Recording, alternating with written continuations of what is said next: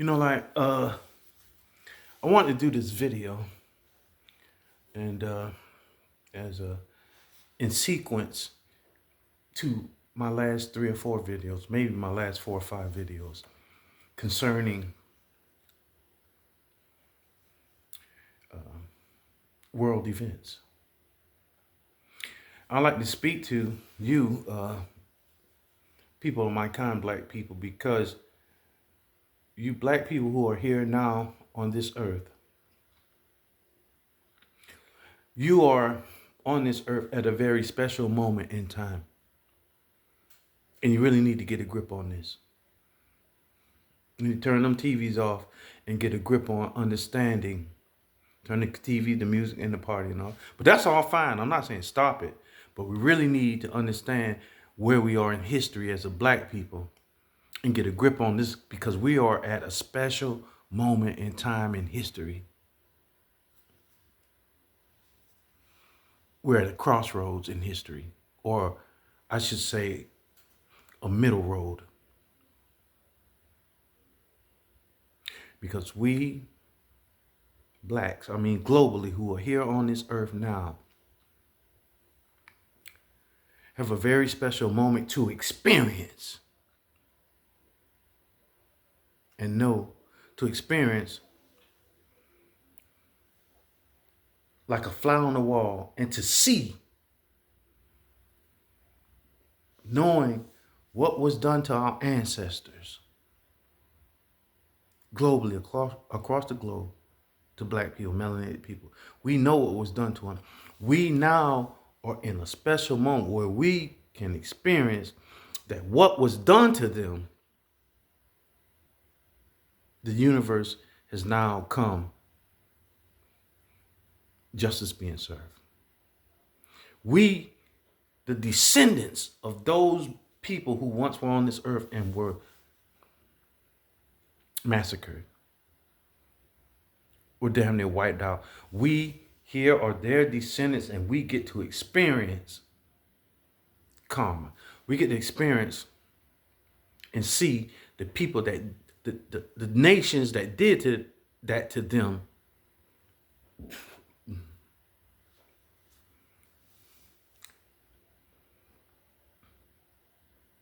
going through and experiencing karma.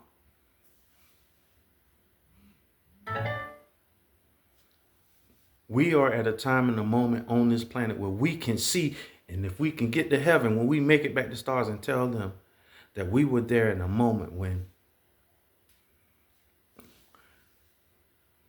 we saw and experienced that they are receiving their justice, going through what they took y'all through.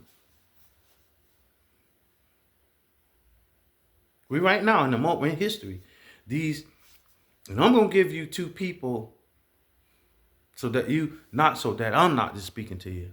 I ain't nobody. I'm just a regular blue collar worker.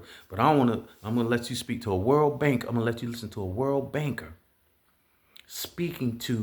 a white man speaking to this white generation that's on the earth now, to a class at a college, at one of them old school private college, speaking to them and telling them, a world banker, IMF, International Monetary Fund, and he explaining and telling them, breaking down his generation as to their compared to theirs, and letting them know that they ass in trouble.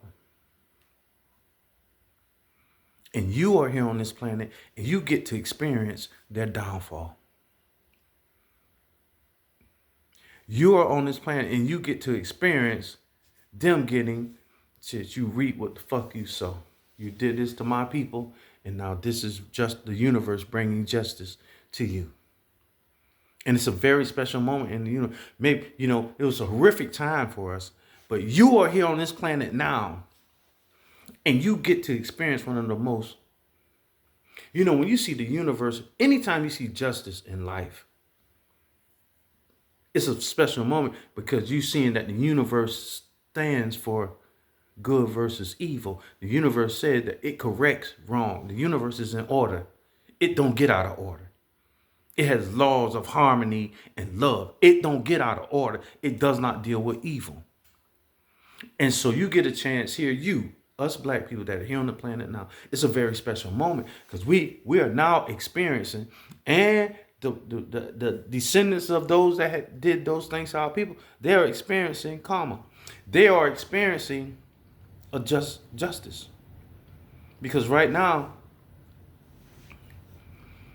in the last 100 would be 1920. Roughly in the last 100 years, uh,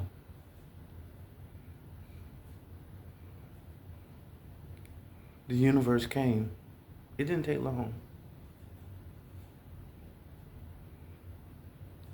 And all those wrongs and evils of the world.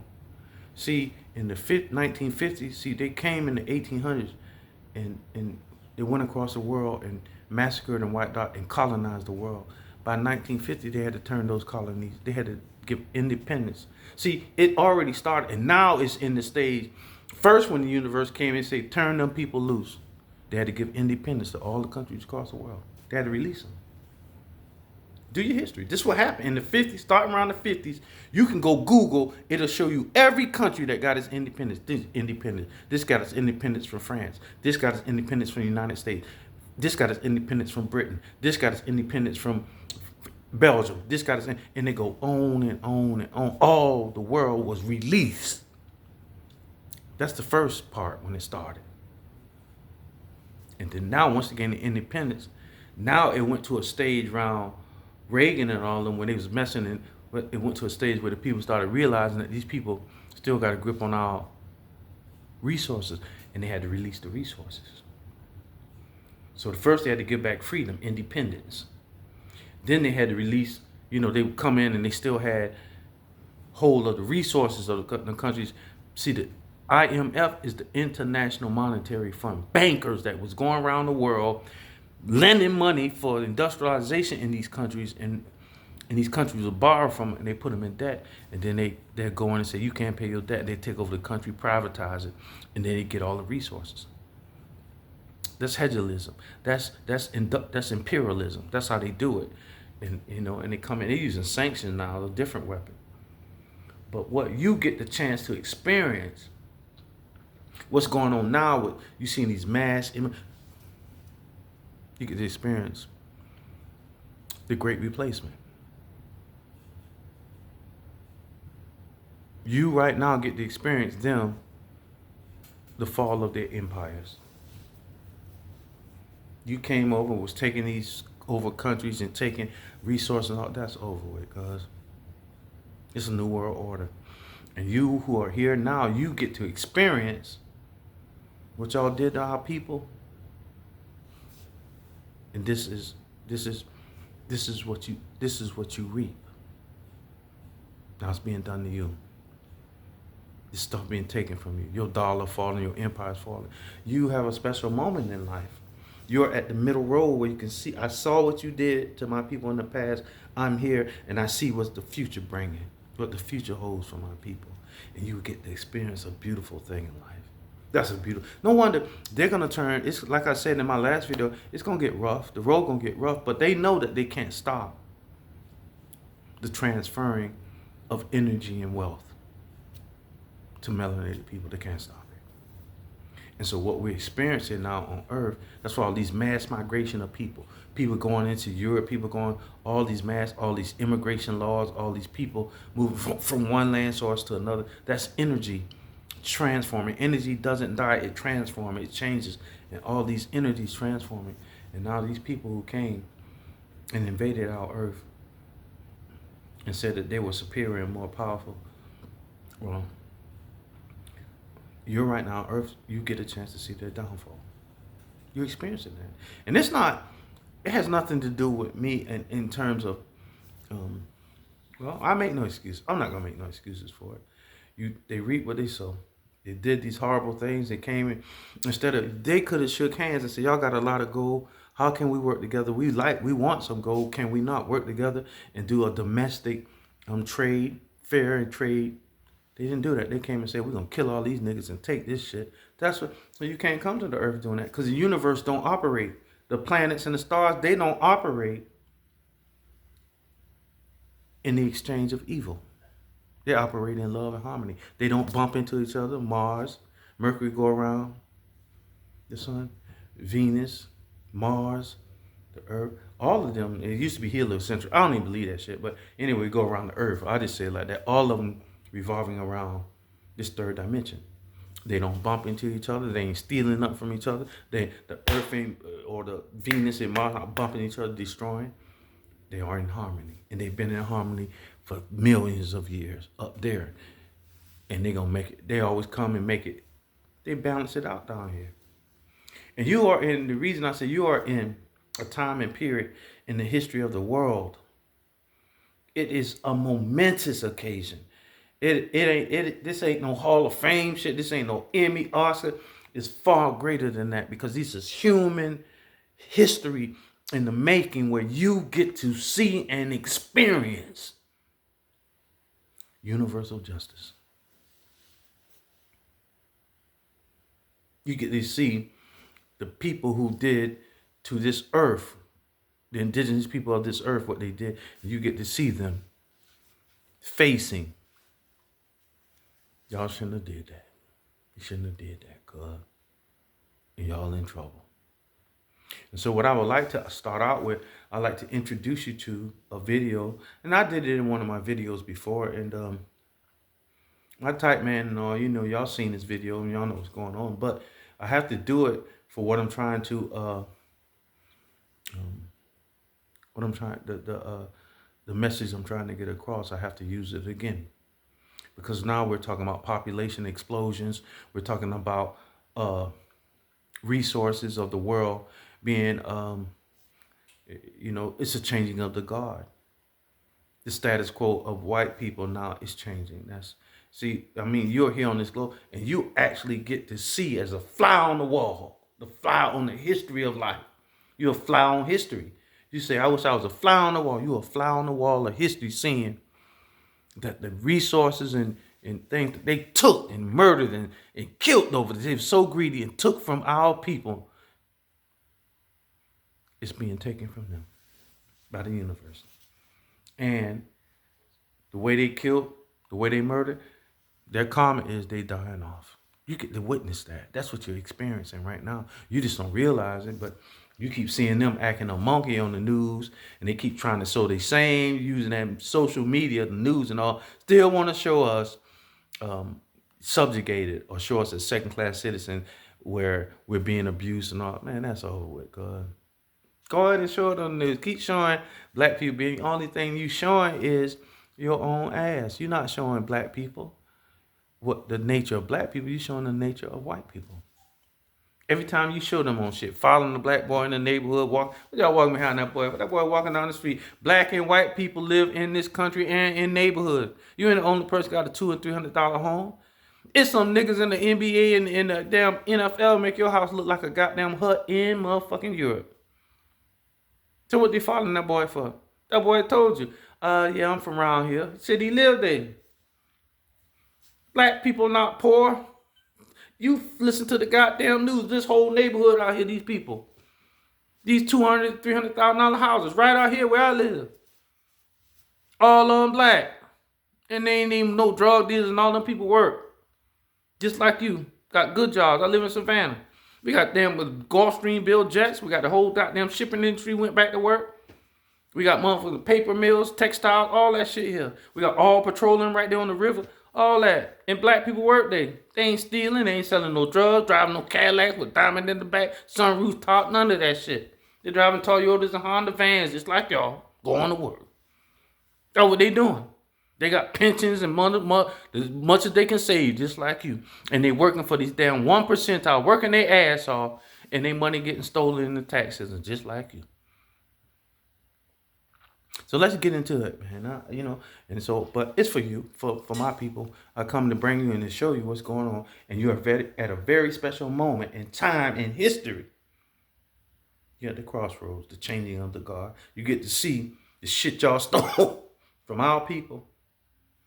Now it's being taken from y'all. It's a little bit funny. This feeling is, that like this thing. It's a little, Let's listen. Listen. that it took me into An IMF banker. Tell him, he gonna tell you what he went through, what happened. the world by the year 2000. A billion Let me go people back. who had 80% of the world's income. And then there were 5 billion people who were in the so-called developing world that had 20% of the global income. And I took an interest in that 20% through activities in foundations and other things, largely because I couldn't understand how the world would continue in an inequitable distribution of 5 billion having 20% and 1 billion having 80% of the world's GDP. It stood there in the post-war years with varying numbers, of course, in terms of the global population, but proportionately, that was the sort of relationship as 80-20 which existed for decades.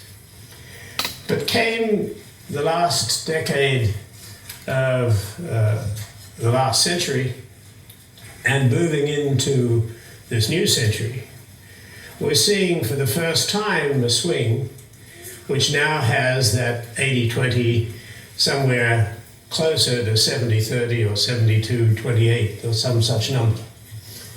And that is an important and rapid change which has occurred. And it's brought about a change which has been very evident in the way in which international institutions function. Let me stop for a minute because I kind of went too fast. He's speaking to a class. He's one generation of white speaking to another generation of at one of them private schools. And he's saying, he a World Bank. He's saying in his lifetime, it was once a time when white people had 80%. He's saying they had 80%. There was only 20% of the world's population, but meaning there was 6 billion people. He's saying that there was only less than 20%. He's saying that there was 1 billion people that had power over 80% of the world resources, and the other 5 billion people out that 6 billion only had control of 20%. And what he's explaining to them is that shit don't change. That the world that y'all going into, that's what he's trying to tell them. That the world that y'all about to face is going to be much different. I took an interest in that 20% through activities in foundations and other things, largely because I couldn't understand how the world would continue in an inequitable distribution of 5 billion having 20% and 1 billion having 80% of the world's GDP. It stood there in the post-war years with varying numbers, of course, in terms of the global population, but proportionately, that was the sort of relationship as 80-20 which existed for decades. But came the last decade of the last century and moving into this new century, we're seeing for the first time a swing which now has that 80-20 somewhere closer to 70-30 or 72-28 or some such number. And that is an important and rapid change which has occurred. And it's brought about a change which has been very evident in the way in which international institutions function and in which indeed the global economy functions. So much so that as we look out, the so-called 80-20 that I and my contemporaries grew up with is now looking at a very, very different future. It is the future that you will face. It is a future of 9 billion people on the planet by the year 2050.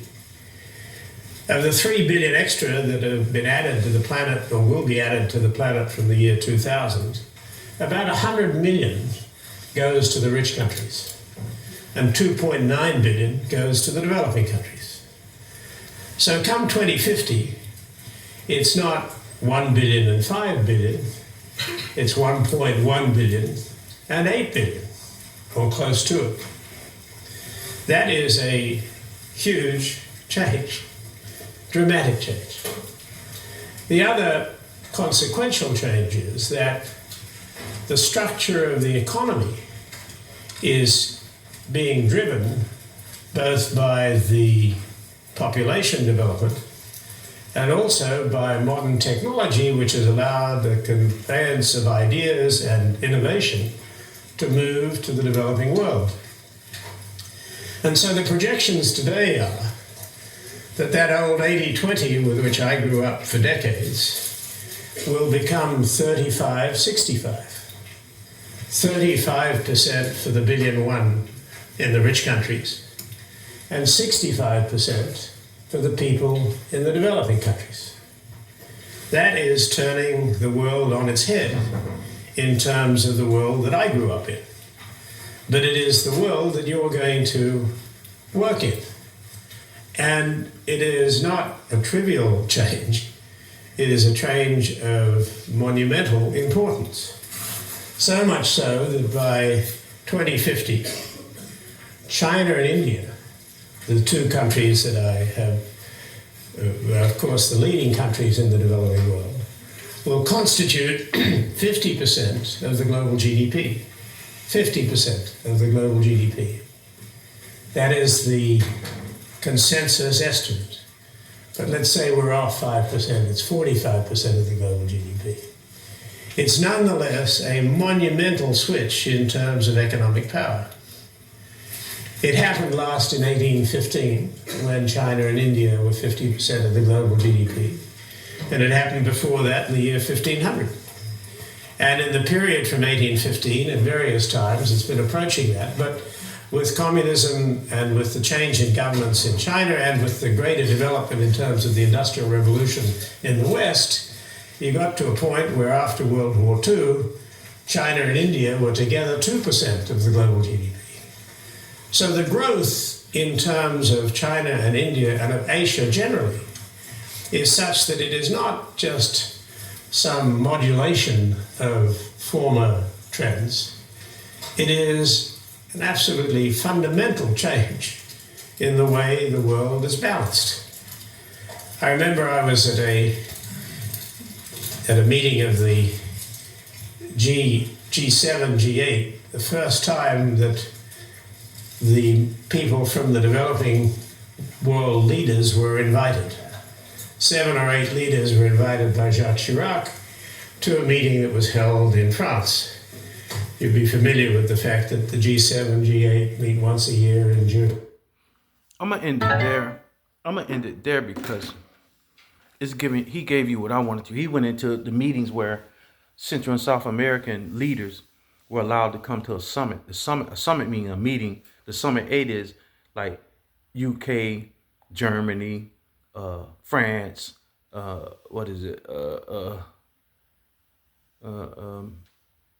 these are all European countries. They meet every year to discuss what they're going to do with the world. The GK Summit, But what he's about to go into saying the world changes so much that they had to invite underdeveloped countries that weren't developed. They were gaining power and they were now invited to that meeting to determine what we're going to do with the world resources. That's what he's explaining. And so I think that's enough in terms of the point that I'm trying to make in terms of there's the great replacement that I just did in my video. That's one person. So instead of always running my mouth, I gave you an IMF, an International Monetary Finance, the banking system that lends to all the countries. He was the president of it. And he was at a school speaking, telling them that, hey, the world don't change. And by 2050, y'all ass in trouble. He's saying that during my time, we control 80% of the world's resources, and we was just 1 billion people. He's saying 50 years, really, they dying off. He said, y'all not gonna make a dent, or you're only gonna be another 1,100,000 against 8 billion people. He's saying China, Asia, China. And he went on, he's about to talk about Africa, but he's gonna say Asia. He's gonna say Asia, meaning India, China, and Africa, that they're gonna control 70-30% of the resources, where you're only gonna control 30-35%. He says it's a great monumental change. But that's one person I want to tell you. So that's the great replacement. That's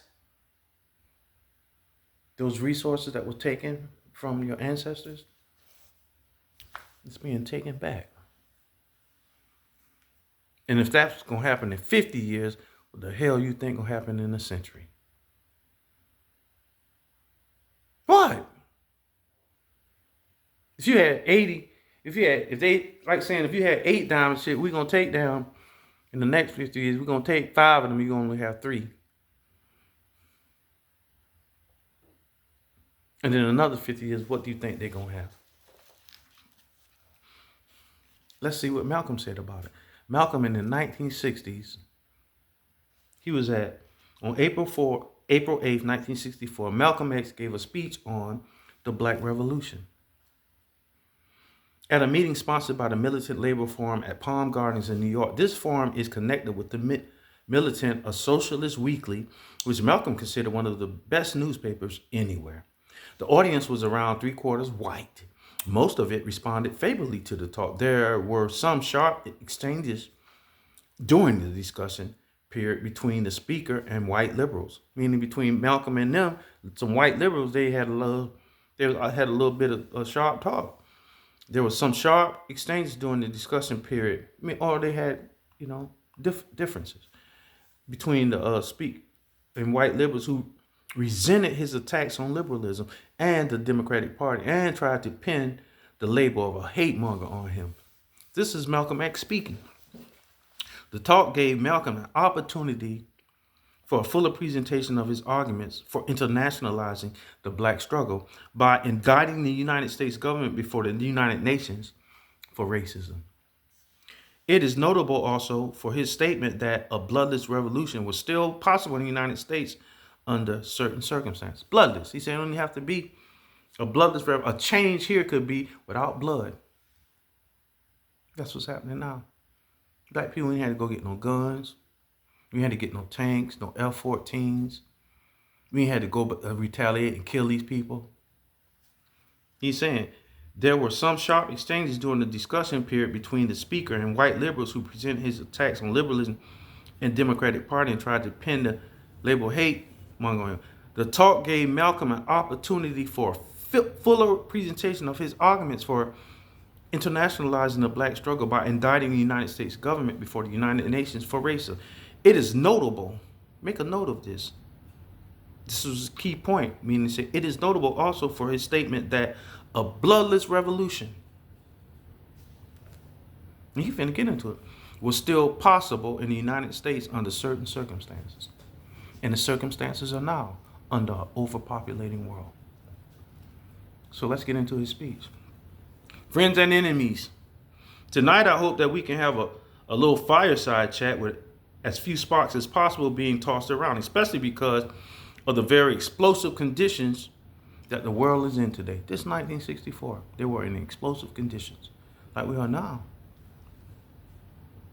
Sometimes when a person's house is on fire and someone comes in yelling fire, instead of the person who's awakened by the yell being thankful, he makes the mistake of charging the one who awakened him with having set the fire.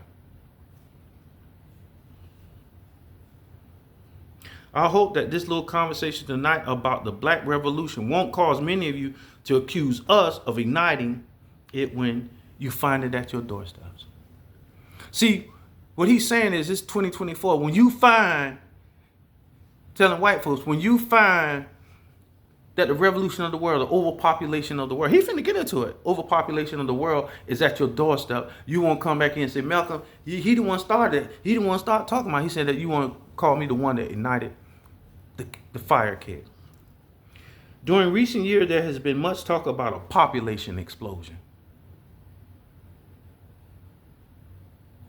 It's 2024. We're going through the Great Replacement because of populations. Because whites dying off and all the other races, black, brown, yellow, everybody just are overpopulating.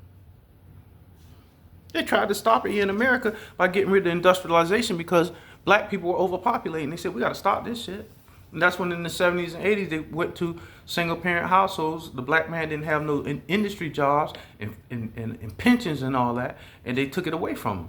But when he had it, when black man was head of household in the 60s, 70s, and going into the 80s, and they had them factories here and shit, we was overpopulated. They said, oh no, we can't. The The Trilateral Commission and the Club of Rome and the 300 and them and the Illuminati, all of them, they said, oh, we got to stop this shit. They took all that shit over. Take all these factories to China, man. We ain't letting these niggas take over this country. During recent years, there has been much talk about a population explosion. This is Malcolm words he given a speech called the Black Revolution, April 8th, 1964. And he's at Palm Gardens in New York at a forum. During recent years, there has been much talk about a population explosion. Whenever they are speaking of the population explosion, in my opinion, they are referring primarily to the people in Asia or in Africa. The black, brown, red, and yellow people. It is seen by people of the West, Europeans, that as soon as the standard of living is raised in Africa and Asia, the standard of living, like socialism, as soon as they can eat good, as soon as they're clothed good, as soon as it's a good environment for them, they're eating good, they're working, and they got a good life, their standard of life is up, and they're making good money and can take care of their kids and eat good, drink good, fresh, clean water. As soon as the standard of living is raised in Africa and Asia, automatically the people begin to reproduce abundantly. And there has been a great deal of fear engendered by this in the minds of the people of the West, in the minds of the white folks, who happen to be on this earth a very small minority. That's why he was saying in his video that we was number 1 billion, we control 80% of the resources, while the other 5 billion only had 20%, only had a couple of pieces of bread, a little bit of water, while we had the whole loaf and the whole river. That's what that white man was saying in that video. But this was Malcolm is saying that when you treat fair and give a good standard of living, they become concerned that we're overpopulated and they're just a small minority on the earth. In fact, in most of the thinking and planning of whites in the West today, it's easy to see the fear in their minds, conscious minds and subconscious minds, that the masses of dark people in the East, like over there by Europe and Africa and Asia, who already outnumber them, will continue to increase and multiply and grow until they eventually, see, he was saying this in 64. That's why the book I'm reading out of Malcolm X speaks. In 64, he was saying that in the East, Asia over there, China, Africa, and India, saying that's what he's talking about. He's saying, in fact, in most of the thinking and planning of whites in the West, over here in America today, it's easy to see the fear in their minds, conscious minds and subconscious minds, that the masses of dark people in the East who already outnumber them will continue to increase and multiply and grow until they eventually overrun the people of the West like a human sea, a human tide, a human flood. Like how they flooding in through the borders now. Like how they coming from Venezuela, coming from Mexico. Brown, red, and yellow people. He said in their mind, in their conscious mind, he said they know that they will be outnumbered and will continue to increase and multiply and grow until they eventually overrun the people of the West. So there's way more people over here, like a human sea, a human tide, a human flood. And the fear of this can be seen in the minds and the actions of most of the people here in the West. In practicality, everything that they do. See, everything they do is against that. Everything they've been doing for 50 to 100 years, it's against overpopulation here on this side. Because there were more white people here on this side of the Atlantic against black, brown, and red and yellow. But on that side of the water, because they knew that side would eventually come to migration here. That's their fear. It has always been. This him in the 60s saying that. He said, and the fear of this can be seen in the minds and the actions of most of the people here in the West. In practicality, everything that they do, it governs their political views, and it governs their economic views, and it governs most of their attitudes toward the present society. That's Malcolm in 1964. Prophetic. He was a prophet. He's telling everything they did since from the 60s. Now, he went on in other speeches talking about since they knew, France knew since the 20s. When France found out, said, man, we dying off. France did immigration laws that said everybody could come to France. Like how the immigration laws here in America, they opened their borders. They said everybody can come and help us repopulate except for them niggas. That was the law. That was an immigration law in France in 1920s. When America was going through the Great Depression. When Venezuela found all the oil in the world. France was down there and had them found out they was dying off and said, man, please, Anybody come and lay down with us and let's make some babies. Everybody can come here except for them niggas. You had a very important moment in life, black people. Globally, all over this earth, you're a very important point because there's there's a changing of the guard. Those resources that they came to kill us over. You reap what you sow. The universe, you can't break the universal laws.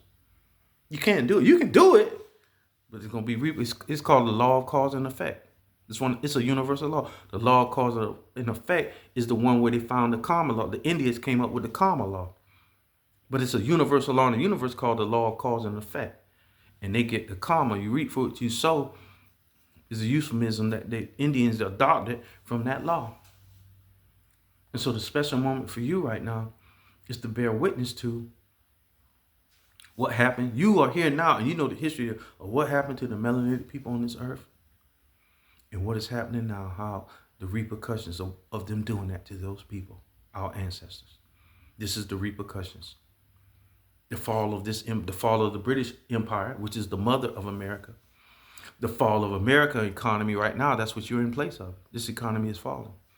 This empire, the fall of the British Empire, the fall of the American Empire, and their populations.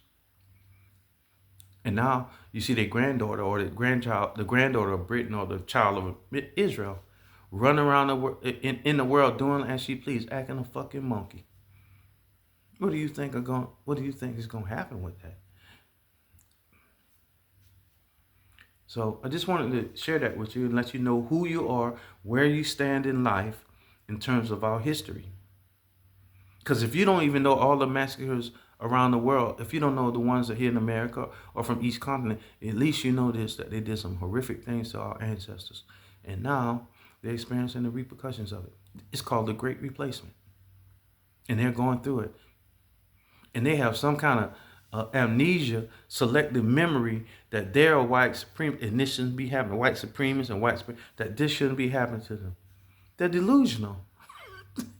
That's the word my type man gave me. He said they're delusional. It's like going to robbing a bank and you don't remember why they coming to get this money, take this money from you. You robbed the fucking bank, you idiot. It's not yours. So they're coming in and they're taking away from you. And you're being punished. You did a murder. They're coming in to get you for murder. The universe coming in. Look, you murdered some people. We coming to the repercussions of murder. We're going to put it on you. That's what's happening. You can't sit around. This never happened to us. Why is this happening? What are you? You got amnesia? Dementia? Thanks for listening once again. And enjoy the moment in life. I'm not trying to take that experience. We come down here to experience, all of us, to come into the flesh from the heavens. We come down here, gods, and come down here to have a human experience. And we come down here to experience life, to experience love and happiness, not to come down here for people to kill us and come down here and murder us and try to tell us that you rule over us and can tell us what to do. You're not God. We come from the heavens and we come down here. Who are you to tell us what to do? It's a very special moment in life.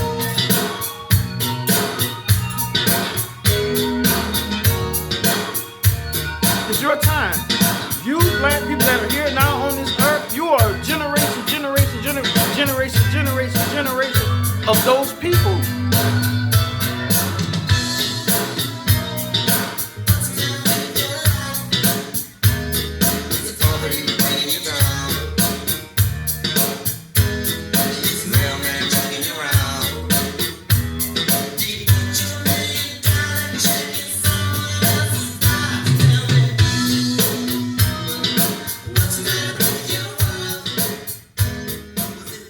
Thanks for listening.